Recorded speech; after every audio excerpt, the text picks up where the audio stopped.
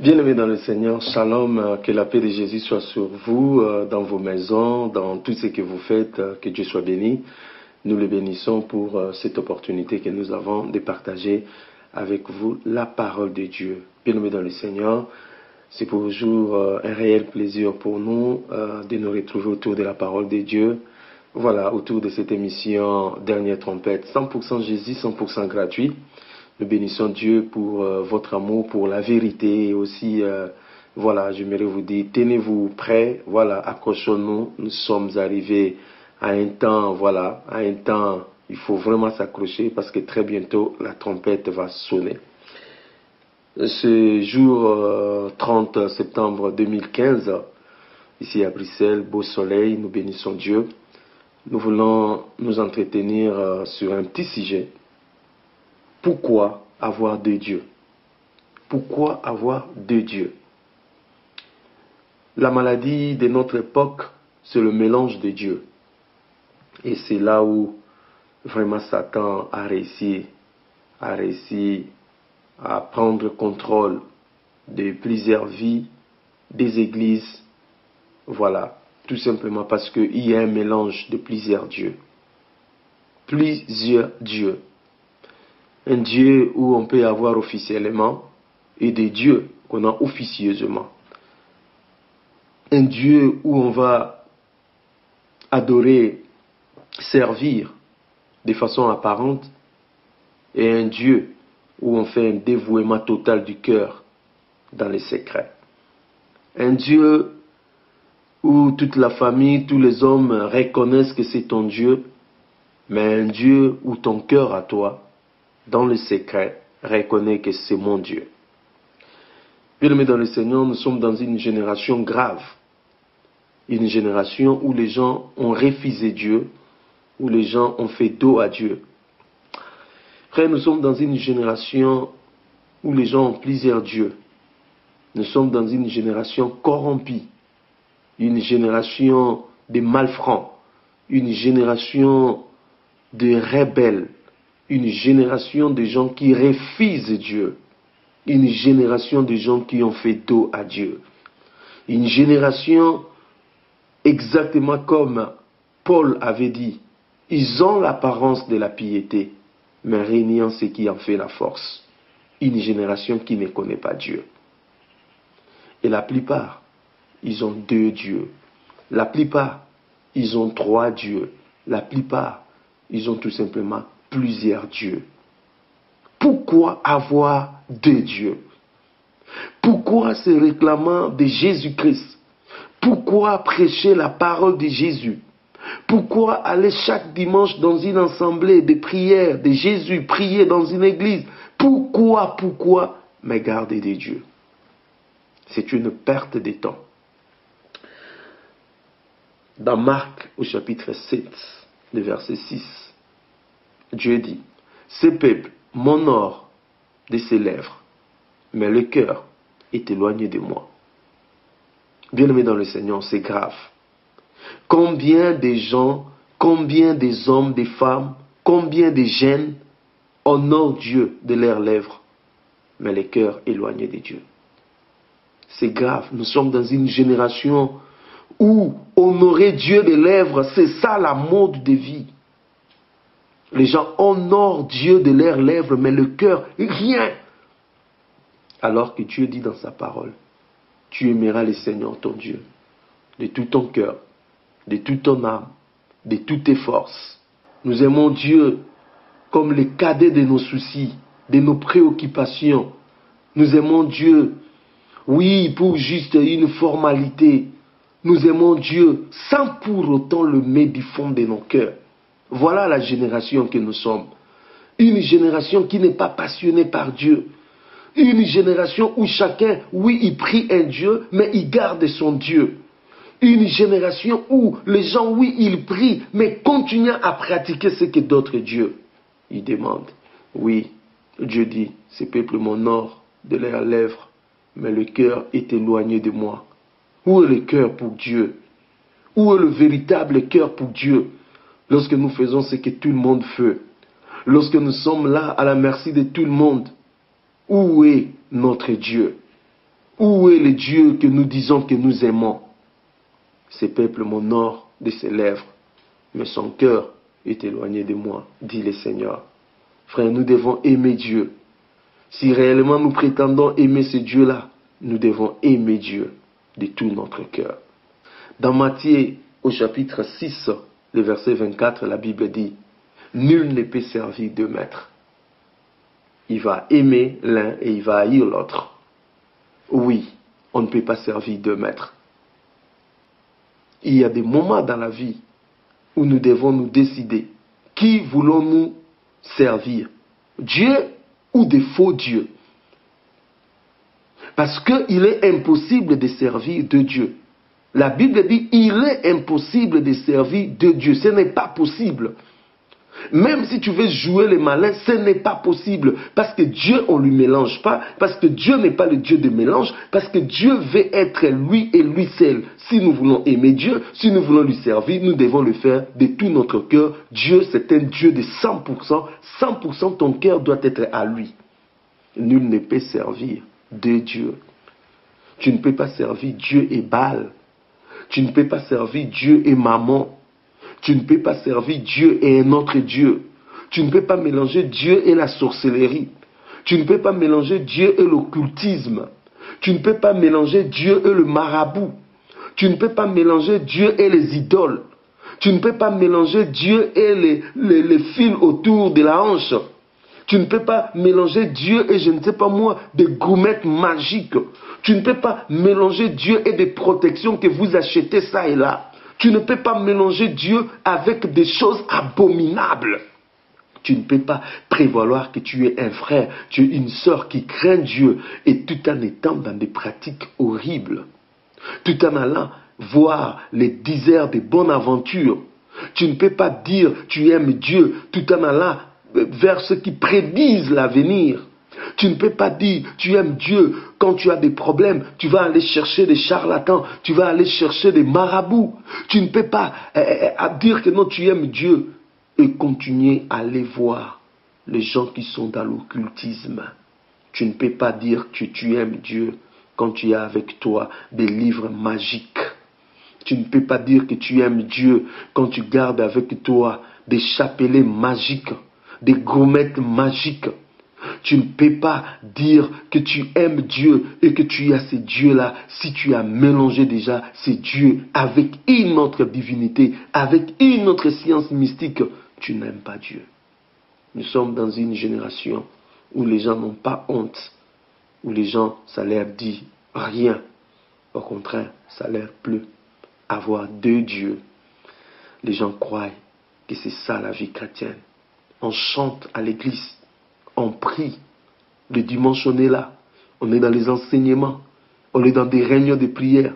Mais tout en gardant deux dieux. C'est grave, bien-aimé. Jean au chapitre 8, le verset 44, la Bible nous parle des enfants d'Israël qui s'est réclamé d'être d'Abraham. Oh, nous avons pour père Abraham. Abraham est notre père. Il s'est tapé la poitrine d'être des enfants d'Abraham. Mais Jésus-Christ les a dit clairement, vous avez pour père le diable. C'est-à-dire vos œuvres n'ont rien à voir avec Abraham. Vos œuvres n'ont rien à voir avec l'Éternel Dieu des armées. Vos œuvres n'ont rien à voir avec la Torah que vous prétendez avoir. Vos œuvres, ce ne sont que des œuvres du Satan, des œuvres du diable. Voilà, bien-aimés dans le Seigneur, comment les gens qui se réclament de Dieu, mais en réalité, ils ont pour père le diable. Comment, c'est incroyable, des gens qui se réclament de Dieu, donnant des dîmes, donnant des dons dans des assemblées, soutenant l'œuvre, soutenant ceci, cela, mais ils ont pour père le diable. Bien-aimés, c'est grave pour plusieurs qui tombent dans ces panneaux. C'est grave lorsqu'on a pour père le diable. C'est grave, bien-aimé dans le Seigneur, lorsque Dieu n'est pas ton père et que c'est le diable qui est ton père. Nous le savons dans nos cœurs chacun. Qui est le Dieu qui règne dans ton cœur? Qui est le Dieu qui trône dans ton cœur? Si réellement tu prétends être enfant de Dieu, pourquoi as-tu mêlé Dieu avec d'autres dieux?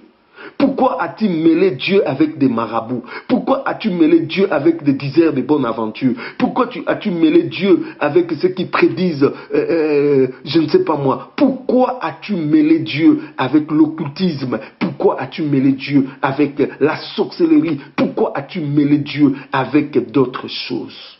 Tu n'aimes pas Dieu. Celui qui aime Dieu ne mêle pas Dieu. Bien-aimés, nous prions un Dieu jaloux. Le premier commandement que Dieu donne aux enfants d'Israël: tu n'auras pas d'autre Dieu devant ma face. Tu ne peux pas avoir d'autre Dieu devant la face de l'Éternel. Si réellement tu te prétends, tu es de Dieu. Tu ne peux pas avoir d'autre Dieu devant la face de l'Éternel. Tu ne peux pas avoir d'autre Dieu à côté de ton Dieu. Tu ne peux pas. C'est pour cela que tu dois aimer l'Éternel, ton Dieu, lui et lui seul, de tout ton cœur, de toute ton âme, de toutes tes forces. Sinon, on sert de Dieu. Sinon, le Dieu qu'on prétend être notre Dieu, ce n'est pas lui. Frères bien-aimés dans le Seigneur, nous devons faire très attention. Le monde d'aujourd'hui refuse à ce que nous ayons un seul Dieu. Le monde d'aujourd'hui t'empêchera d'avoir un seul Dieu. Le monde d'aujourd'hui te proposera d'autres dieux. C'est ce Dieu-là qui t'a pris quand tu étais informe et vide. C'est ce Dieu-là qui t'a pris dans la poussière. Dieu t'a nettoyé, Dieu t'a façonné. Aujourd'hui, tu deviens quelqu'un. Et le monde vient et te dit non, ce Dieu-là ne te suffit pas. Il faut avoir un autre Dieu à côté. Bien-aimés, beaucoup sont tombés dans cela. Ils ont deux dieux. Et quand tu as deux dieux, la Bible dit celui qui est ni chaud ni froid. Qu'est-ce que la parole de Dieu nous dit? Il te vomira, Dieu te vomira. Voilà pourquoi beaucoup de gens sont devenus des vomis. Beaucoup de gens sont devenus des vomis. Dieu n'est plus avec eux. Pourquoi? Parce qu'ils ont fait le mélange. Ils sont ni chauds ni froids. Ils ne sont ni ténèbres ni lumière. Ils sont devenus au milieu. La position du milieu n'existe pas dans la parole, dans les Écritures. Soit tu es de Dieu ou tu es de Satan. Soit tu es dans la lumière ou tu es dans les ténèbres. Soit tu es dans la vérité ou tu es dans le mensonge. Soit tu es avec Dieu ou tu n'es pas avec Dieu. Mais il n'y a pas le mélange. Dieu n'est pas un Dieu de mélange. Dieu ne veut pas qu'il soit mélangé. Dieu refuse le mélange. Dieu refuse le mélange. Dieu veut à ce qu'il soit lui et lui seul dans nos cœurs. Pourquoi avez-vous deux dieux? Pourquoi avez-vous deux dieux? Pourquoi avez-vous deux dieux? Pourquoi? Pourquoi gardez-vous des statues? Pourquoi gardez-vous des trucs sous les lits? Pourquoi gardez-vous des trucs dans des endroits secrets que vous connaissez? Pourquoi avez-vous des pièces que vous seuls vous pouvez entrer? Pourquoi avez-vous plusieurs dieux? Cela ne vient pas de Dieu. Cela ne vient pas de la parole. On ne peut pas mélanger Dieu. L'erreur grave que tu fais, c'est de mélanger Dieu avec d'autres. Pourquoi as-tu mélangé Dieu? Pourquoi veux-tu mélanger Dieu? Si réellement tu es un enfant de Dieu, la première des choses qui se passera dans ton cœur: je ne peux pas mélanger mon Dieu. Je ne peux pas servir Dieu et d'autres personnes. Frère, faites attention.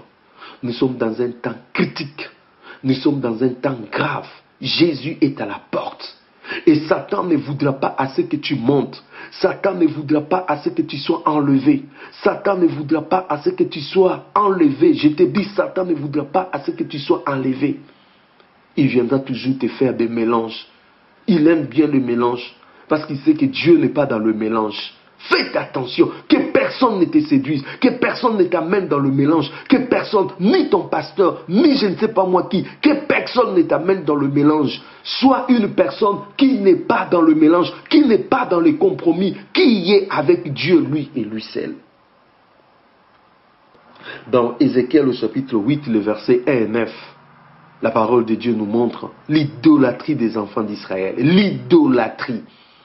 Les enfants d'Israël, ils avaient le temple avec eux. Les enfants d'Israël offraient des sacrifices à Dieu. Les enfants d'Israël, ils étaient là en train de faire tous ces formalismes. Mais les enfants d'Israël adoraient des faux dieux. Il y avait toutes sortes de faux dieux. Et ils étaient là, tous, en commençant par les anciens, en commençant je ne sais pas moi par qui. Ils étaient tous là, des anciens, des machins, tous adoraient des idoles, des faux dieux. Et l'Esprit du Seigneur va prendre Ézéchiel. Il dit, regarde ces peuples qui disent qu'ils m'adorent. Regarde ces peuples qui se vantent de leur temple. Regarde ces peuples qui se disent que non, nous sommes de l'Éternel. Mais viens voir ce qu'ils adoraient Tammuz. Ils adoraient des faux dieux. Tous ces faux dieux. Jusque dans la maison de l'Éternel. Des enfants d'Israël. Tout le peuple.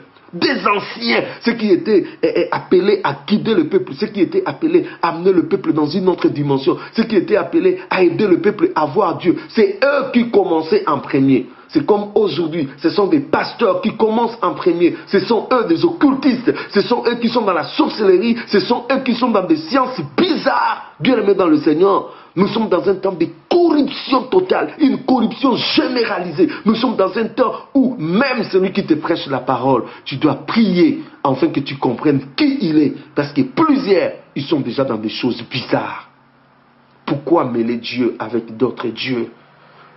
Au temps d'Ézéchiel, corruption généralisée. Au temps d'Ézéchiel, les enfants d'Israël se sont corrompus. Au temps d'Ézéchiel, les anciens des peuples se sont corrompus. Au temps d'Ézéchiel, les idoles jusque dans la maison de l'Éternel. Les idoles jusque dans la maison de l'Éternel. Bien aimé, c'est grave. Et aujourd'hui, les idoles sont là dans nos cœurs. Nous adorons Mammon, le dieu d'argent. Nous adorons le dieu de la mode. Nous adorons le dieu de ceci, cela.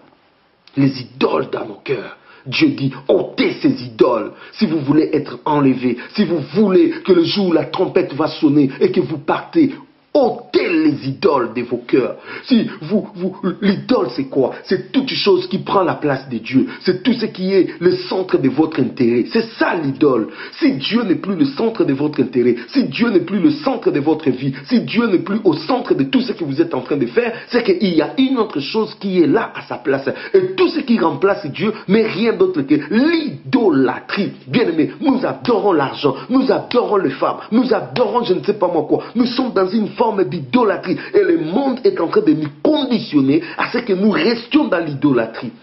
Combien de gens adorent Dieu au lieu d'adorer, combien de gens adorent les idoles au lieu d'adorer Dieu. Nous préférons adorer, oui c'est tel saint, c'est écrit dans quelle parole de Dieu, vous allez adorer tel saint, vous allez adorer tel saint, c'est écrit où? Bien aimé dans le Seigneur, l'idolâtrie. Je connais quelqu'un dans la Bible, dans 1 Roi, au chapitre 11, les versets 1 à 13. Lisez ça à la maison. Salomon.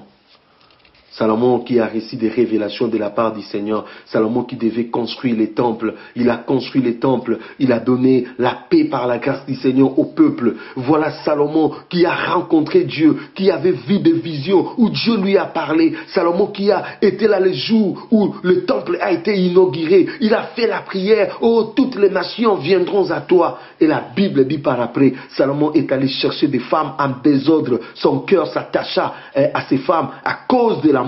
Et la Bible dit, il a commencé à construire des hauts lieux, des faux dieux. On commençait à pulvériser en Israël. On commençait à remplir Israël comme des pestes, des faux dieux. Et qui était à l'autel? Salomon. C'est lui que Dieu a utilisé. C'est lui qui était là ce jour-là pour sanctifier le nom du Seigneur. Mais c'est lui qui va se corrompre. Et c'est lui qui va introduire des faux dieux pour chacune de ces femmes. Voilà un Dieu partout.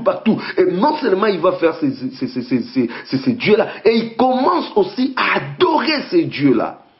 Et la Bible dit, la colère de l'Éternel va s'enflammer contre Salomon. Et Dieu va rejeter Salomon. Parce que le cœur de Salomon n'était pas pleinement comme était le cœur de David, qui a adoré que Adonai, le Dieu d'Israël. Mais le cœur de Salomon est tombé dans des dieux de l'Égypte, dans des dieux de Moab, dans les dieux, je ne sais pas moi, de tous ces habitants qui les entouraient. Il a oublié le Dieu qui lui a porté au trône. Il a oublié. Combien de gens oublient le Dieu qui les a soutenus quand ils étaient dans des situations difficiles? Quand vous étiez là, on voulait te manger, ce Dieu-là a combattu pour toi. Quand vous étiez encore inconnu de tout le monde, qui a combattu pour toi?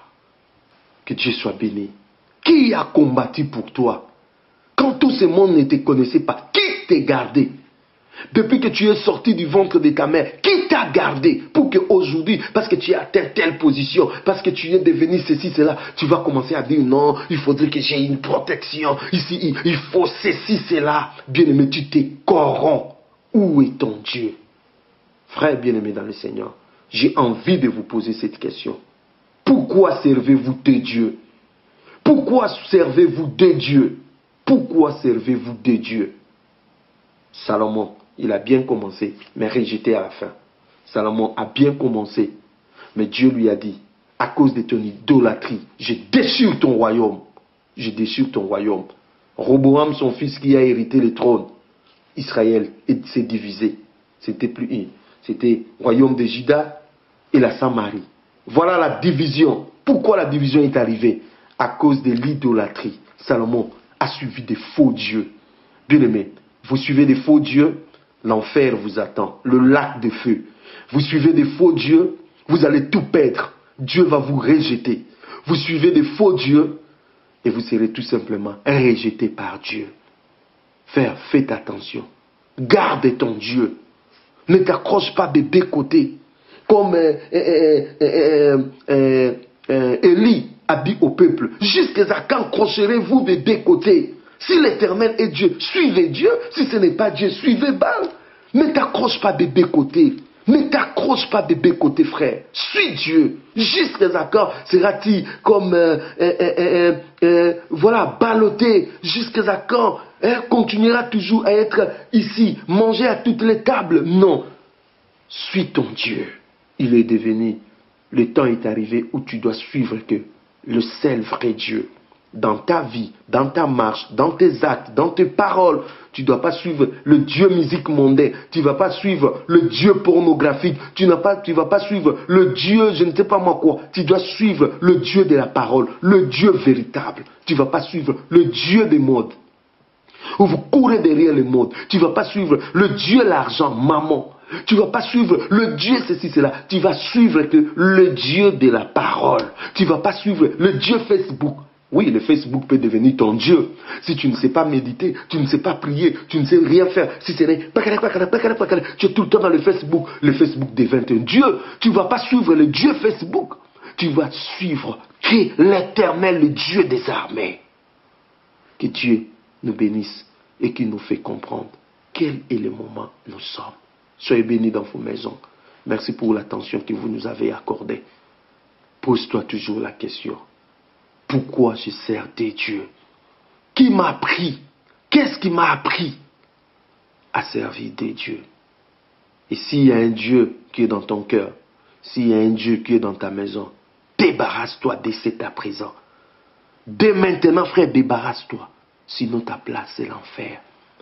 Sinon, Jésus te rejette. Que Dieu vous bénisse pour des décisions que vous allez prendre, de suivre que l'Éternel, le Dieu des armées. Et si Jésus-Christ revenait, si Jésus-Christ ne revenait pas, nous allons faire d'autres vidéos. Et si Jésus revenait, bien-aimé dans le Seigneur, nous allons nous rencontrer au ciel. Soyez bénis dans vos maisons. Au nom de Jésus-Christ, notre Seigneur et Sauveur. Amen.